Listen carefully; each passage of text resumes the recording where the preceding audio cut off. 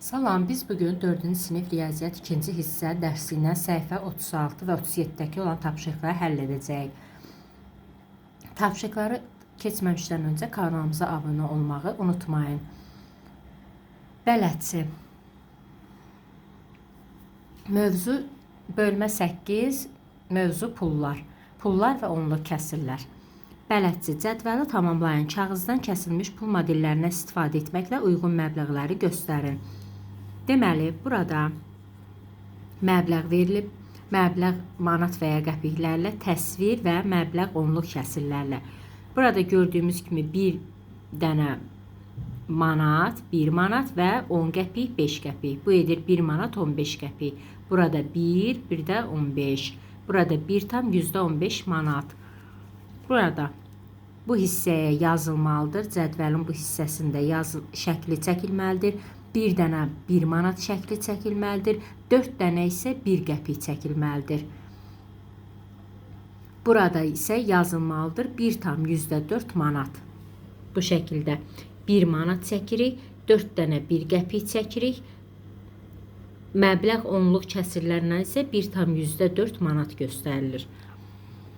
Burada bir dənə 20 qəpik çəkirik. Burada yazırıq isə 20 qəpik. Bu formada 20 qəpik və 20 qəpik sözlə belə yazırıq. Burada bir dənə 1 manat şəkli çəkirik. Sonra 20 qəpik şəkli çəkirik. 2 dənə isə 1 qəpik şəkli çəkirik. Burada 1 manat 22 qəpik yazırıq. Burada isə 1,22 manat bu şəkildə. Çalışma 1. Misal 1. Müstəqil iş.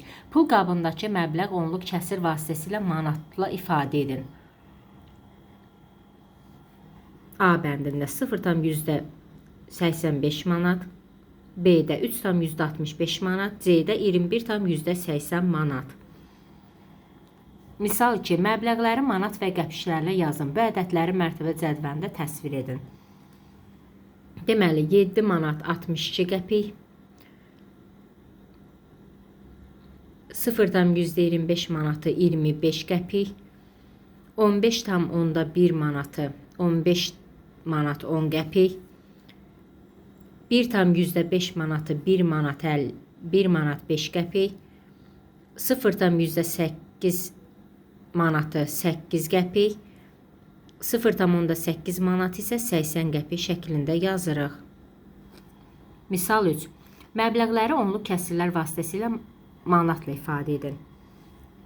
Deməli, 1 manat 62 qəpik, 1,62 manat, 75 qəpik 0,75 manat, 2 manat 8 qəpik, 2,8 manat, 50 qəpik bərabərdir 0,5 manat, 280 qəpik 0,28 manat, 7 qəpik 0,7 manat, 105 qəpik 1,5 manat. Misal 4. Məbləğləri qəpiklərlə ifadə edin. 0,25 manat 25 qəpik, 1,22 manat 122 qəpik, 10,1 manat 1001 qəpik, 0,4 manat 4 qəpik, 0,9 manat 90 qəpik, 20 manatımız 2000 qəpik, 0,60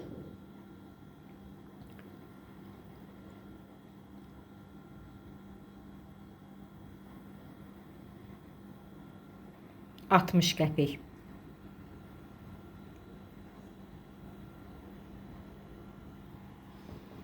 Məsələ həlli. Məsələ 5. Şəkildəki mallar ucuzdan bahaya sıralanarsa 3-cü yerdə hansı geyim olar?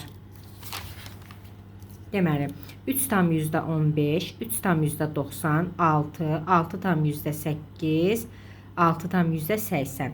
Demək, cavab 3-cü yerdə jilet olacaq.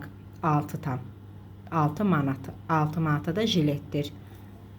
Gördüyümüz kimi. Məsələ 5. Məsələ 6. Cədvəldə hər uşağın daxilindəki pulların sayı qeyd edilib. Məbləğləri onluq kəsirlər vasitəsilə manatla ifadə edin. Kimin pulu daha çoxdur? Deməli, adlar verilib bizə Samir, Lalə, Elxan, Aynur.